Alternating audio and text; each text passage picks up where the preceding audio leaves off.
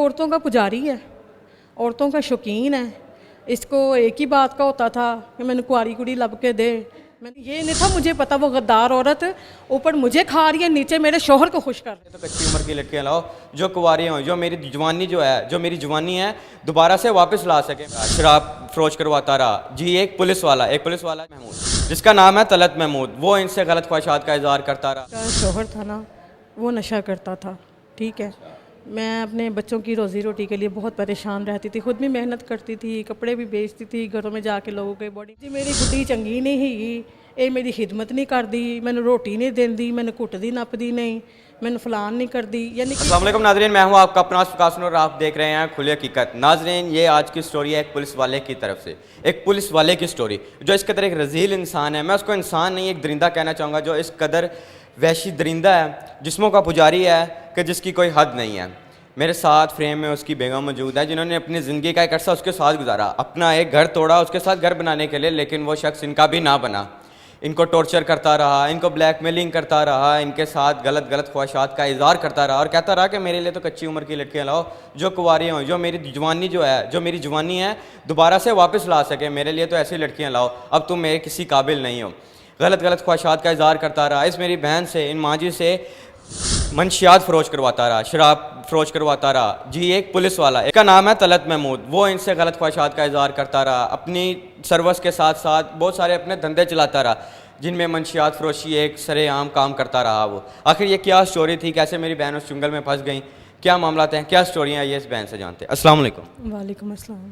सबसे पहले माँ जी ये बताएं कि आप उसकी स्टोरी में यानी उसके जंगल में आ कैसे गई। बस मेरे अपने बुरे वक्त ने मुझे लेके गया उसके पास, इस वजह से। कितना अरसा कबल आप उसके जंगल में फंसी। तकरीबन 13-14 साल। सबसे पहले मुलाकात कहाँ पर हुई है। सबसे पहली मुलाकात इसकी मेरी थाने में ही हुई थी। उसके बाद से कैसे यानी आप इसकी बातों में आ गए और कैसे इसने आपको अपने जाल में फंसा लिया और निकाह के लिए राज़ी कर लिया।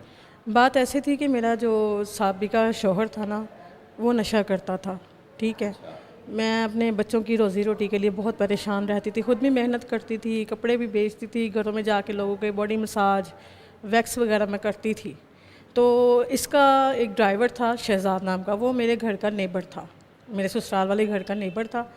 ये मेरे पास आया, उसने जब मुझे देखा ना कि पहला शौहर मारता है, जुल्म करता है, कमाता नहीं है, तो वो आया है तो कहता है भाभी मेरे को एक बंदा है गावे तेरा, तू खाना पका दिया कर तो तेन तेरा मुआवजा मिल जाया करेगा। मैंने उसकी बातों में आके उसका खाना बनाना शुरू कर दिया। एक बात ये है कि हर बंदे को ये एक ही स्टोरी सुनाता है जी मेरी बुढ़ी चंगी नहीं ही, ये मेरी खिदमत नहीं कर दी, मैंने रोटी नहीं देंदी, मैंने कुटदी नपदी नहीं, मैंने फलान नहीं कर दी। यानी कि ऐसा एक डायलॉग बन चुका है जो फंसाने के लिए, हमदर्दी लूटने के लिए, हमदर्दी जताने के लिए जी भी बस मैं ही तेरा हमदर्द हूँ और तो कोई नहीं। बस इसी तरह मेरा इसके साथ रिलेशन बना है। रिलेशन बनते बनते ये बात निकाह तक गई है, निकाह किया है, उसके बाद अच्छी ज़िंदगी भी देखी है। इसके साथ हर बुरा अच्छा वक्त भी मैंने देखा है, हर लिहाज में मैंने इसका साथ दिया है। इसकी मैंने बेपनाह खिदमत की है, बहुत खिदमत की इसकी मैंने की है। बेशक आज ये ना माने, लेकिन मुझे पता और मेरे खुदा को पता है मैंने इसकी कितनी खिदमत की है, लेकिन इसने मेरी खिदमत का कोई मुझे मोल नहीं दिया। कितने बच्चे हैं। उसमें से एक ही बेटा और पहले शोहर में से 3 बच्चे हैं। तो वो कैसे यानी आपको कायल करता था, यानी आपको ख्वाहिशात का इजहार करता था कि मेरे लिए कच्ची उम्र की लड़कियां लाओ, और कब से कहता था। ये औरतों का पुजारी है, औरतों का शौकीन है। इसको एक ही बात का होता था कि मैंने कुआरी कुड़ी लब के दे, मैंने कुआरी लब के दे। मैं इसको यही सवाल करती थी कि तू ਇਹੋ ਜਿਹੀ ਗੱਲਾਂ क्यों करना है, की वजह ਇਹ ਨਾਲ होएगा की, ਇਹ ਨਾਲ ਇਹ होएगा। कहना मैं जवान हो जाऊँगा, फिर ठीक हो जाऊँगा। असल में इसको बीमारियाँ 70 तो बीमारियाँ इसको लगी हुई हैं, शुगर, ब्लड प्रेशर, गुर्दों का मसला, दांतों का मसला, आँखों का मसला, घुटनों का मसला। असल में ये अपनी बीमारियों का ना झांसा दे कर ना यही बात कहता था कि भाई मैं ठीक हो जाऊँगा, मैं जवान हो जाऊँगा दोबारा। आपने उसकी ये ख्वाहिश पूरी ना की हो तो उसने किसी और तरीके से की और आपको पता चला हो। हाँ जी, ऐसे ही था। मैंने तो उसकी कोई ख्वाहिश नहीं पूरी की। आपको पता है एक औरत हर दुनिया की चीज़ बर्दाश्त कर देती है, ये चीज़ बर्दाश्त नहीं करती, औरत को वो नहीं बर्दाश्त करती। लेकिन फिर भी इसके रिलेशन अक्सर मैं पकड़ लेती थी। फ़ोन में इसके कभी किसी के साथ रिलेशन, कभी किसी के साथ वॉइसें, कभी किसी को दिलासे दे रहा है, किसी के घर पैसे भिजवा रहा है, किसी के घर कुछ कर रहा है। ये नहीं कि इसके मुंह के ऊपर दाढ़ी रख के ना, तो मैं इसको कहती थी मियाँ तेन कोई नहीं मान सकता कि तू ਇਹੋ ਜਿਹੇ काम करना है, मुँह तो चिट्टी दाढ़ी। तो हर बंदे को पता क्या कहता है, देखो जी मेरे मुँह तो सुन्नत रसूल है, एडी चिट्टी मेरी दाढ़ी है, इन्नी मेरी उम्र हो गई है, इन्नी मैंने बीमारियां सर जी मैं कितों काम कर सकना वा। एक तरफ ये झांसा दे देता है। अब खैर से मलक साहब ने ये 5वीं शादी रचाई है जी। 5वीं आपके बाद भी कर लिया? जी मेरे बात कर लिया जी, मेरे पास उसकी मूवी मौजूद है जो नई नवेली दुल्हन खरीद के लेके आया है। ये खरीदी है इसने? जी बिल्कुल इसने खरीदी है। किसी लड़की को यानी आपने इनके साथ अटैच होते हुए बिल्कुल करीब से देखा हो, कोई ऐसा वाकया? खैर मेरे घर में एक वाकया हो चुका है जिसको मैं अपनी आंखों से भी देख चुकी हूँ, कानों से भी सुन चुकी हूँ, जहाँ पर इसके और मेरे मामलात ख़राब हुए हैं, लड़ाई झगड़े हुए हैं। इसके इन मामलात की वजह से मैं बोलती थी और इसने मुझे ये ख़िताब दे के फारिग किया है जी ये ज़ुबान ही बड़ी चलांदी सी। वो ज़रा नाज़रीन को बता दें कि वो क्या मामला था, कब आप उठे और कब आपने ये सारा मामला देखा? एक दिन की बात है कि हम रहते थे वहाँ पर, ये फूलों वाली मंडी बद्दोपुली की साइड पे हम रहते थे, रेंट पे रहते थे। वहाँ पे ये अपनी जॉब पे जाने से पहले इसको इसकी फ्रेंड का फ़ोन आया और वो औरत थी कि जो मुझसे काम सीख के गई हुई थी, जिसके घर को मैं पालती थी, जिसके सर पे हाथ रखती थी, उसके बच्चों को पढ़ाने में उसकी मदद करती थी, कपड़ों में, राशन में, दवाइयों में, हर लिहाज में मैं उसकी मदद किया करती थी। लेकिन ये नहीं था मुझे पता वो गद्दार औरत ऊपर मुझे खा रही है, नीचे मेरे शौहर को खुश कर रही है। ठीक है, वो औरत जब उसका फ़ोन आया तो मैं तकरीबन नींद में थी और मेरे कानों में ये बातें पड़ी हैं। इसने उसको कहा है ठीक है, उसने इसको ये कहा है कि जी मैनू मिलो, मैं ना HBL बैंक के कोल आओ तो मेरा ना फलाना फलाना काम ही है तो करना है। इसने कहा ठीक है। दूसरे दिन मैंने फिर इसकी इसी तरह की बकवास सुनी है, फिर मैं इग्नोर करती नहीं हूँ। फिर मैंने तीसरे दिन इसको जब पकड़ा है ना, ये नहाने के लिए गया अपनी ड्यूटी पर जाने के लिए, फिर मैंने इसका फ़ोन पकड़ा, देखा तो वो उस औरत का फ़ोन था जो मुझसे काम सीखा करती थी। ठीक है, जो अपने बजाते खुद अपने शौक़, अपनी अयाशियों की वजह से अपने शौहर को छोड़ के आ चुकी थी, बच्चे लेकर। पहले किसी को छोड़कर आ चुकी थी वो औरत? जी वो अपने शौहर को छोड़ के आ चुकी हुई थी। ठीक है। तलाक कितनी देर पहले हुई है? तलाक 1.5 साल हो गया। तलाक की मेन वजह क्या थी? आपने तो बता दिया कि वो इस तरह की ख्वाहिशात का इजहार करता था, मारता था, पीटता था, गलम गलोच करता था। उन्होंने अपना क्या मौक़िफ़ बयान किया कि मैंने किस वजह से छोड़ा है आपको? उसने इसी वजह से छोड़ा है जी, ये एक तो नशा कर दी है। ठीक है, अव्वल तो अल्लाह का शुक्र ऐसा कुछ भी नहीं है अब। ठीक है, दूसरी बात ये है कि जी ज़ुबान बड़ी चलांदी सी। देखें जी ज़ुबान में क्या बात है, वो दिन गुजर गए हैं जब मैं तुम्हारे साथ मिलकर तुम्हारे हर धंधे में तुम्हारा साथ देती थी, हर लिहाज में तुम्हें बचाती थी, हर लिहाज से तुम्हारी मैं हिफाजत करती थी। तुम सोते थे मैं तुम्हारा पहरा देती थी। ठीक है, और हर बंदे को ये कहता होता था ये औरत नहीं है ये मर्द है, ये औरत नहीं है ये मर्द है। ये बात बनी है जब मैंने वो फ़ोन देखा है, चेक किया है, उस औरत की वॉइसें आई हुई थी, कॉलें आई हुई थी। बाकायदा उसको ये कह रही थी जान आपने मुझे पिक भी करना है, आपने मुझे ड्रॉप भी करना है। ठीक हो गया। मेरे सामने तो ये बात होती थी जी, वो औरत मेरे सामने तो भाईजान कहती थी और ये इसको बहन कहता था, जब तक मुझे ये पता था, क्योंकि मैं तो इसके ऊपर अंधा इत्मीनान करती थी। क्योंकि ये अपनी बीवियों के रोने ही ऐसे रो लेता है, अगली औरत के सामने वो औरत कहती हाय एक डी जालम सी जिन्हें एडा चंगा बंदा हथों खो लेता है। ये मेरे बजाते खुद के भी अल्फाज हैं। ठीक हो गया।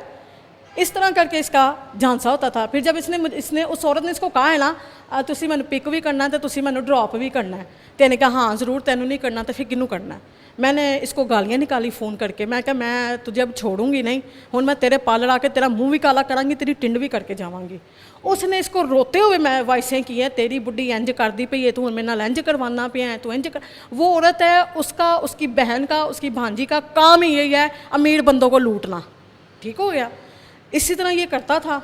इसने मुझे ये कहा है कि तू वो पार्लर जाके काम करेंगी मैं तेन तलाक दे देंगा। ठीक है। इसको ये रोला पड़ा कि ये क्या बन गया, मैं पकड़ा भी गया हूँ, ऊपर से ये मेरे सामने हम दोनों बहन भाई बने हुए थे, वो सारे रिश्ते भी सामने इसके आ गए हैं। वो वजूहत बनी ज़्यादा, क्योंकि वो मारता था, पैसे नहीं देता था, मेडिसिन नहीं मंगवा कर देता था। मैं ज़हनी डिप्रेशन की मरीज़ हूँ, मैं दवाइयाँ पर लग चुकी हुई थी, मैं दवाइयाँ खाती थी फिर मैं सोती थी। इसने वो लोगों को कहना शुरू कर दिया ये नशा कर दिए, दवाइयाँ खान दिए, इंज कर दिए, फलान कर दिए।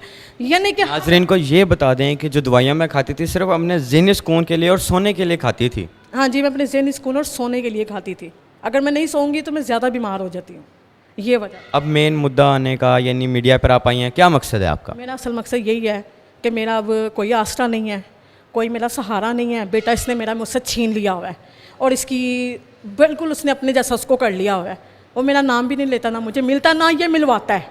ठीक है, लोगों को तो यही कहता जी मैं तो इसको इसलिए करता हूँ यदि जन्नत ख़राब ना होवे, माँ दी बददुआ ना लवे। तो ये बददुआ नहीं है, अल्लाह माफ़ करे, मैं अपने बेटे को बददुआ नहीं दे रही, मैं इसको देती हूँ जिसने मेरा बेटा छीना है। बेटे पैदा माएँ इसलिए करती हैं कि वो मेरा सहारा बनेंगे, वो मेरा आसरा बनेंगे।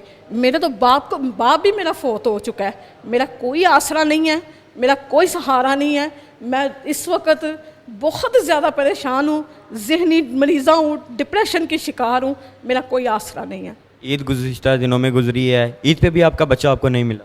नहीं, मेरा ईद पे भी बच्चा नहीं। मैंने सारा दिन हाथों में फ़ोन, 3 दिन, शायद अब फ़ोन करवाएगा, शायद अब फ़ोन करवाएगा, लेकिन उसने फ़ोन नहीं करवाया बेटे को, ना उसने भेजा है, नहीं भेजा। वो अब गुज़र बसर कैसे हो रहा है? भाई कुछ करते हैं, भाइयों के पास, वालदा के घर पे रहती हूँ मैं, वो करते हैं। देखें, उनके भी अपने बच्चे हैं, उनकी भी माशाल्लाह फैमिली हैं।